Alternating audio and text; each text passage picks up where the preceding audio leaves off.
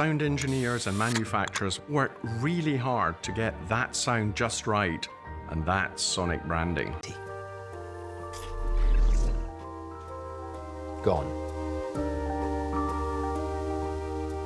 The thing that makes us eat a lot isn't just what we do to the food. It's also about logos, marketing, branding, the box the food comes in. Eating is a multisensory experience. There's the look of the food, there's the smell of the food, there's the feeling of the food on your fingers. Even the sound of food matters. When you open a fizzy soda, you've got two noises. You've got the click and the tear.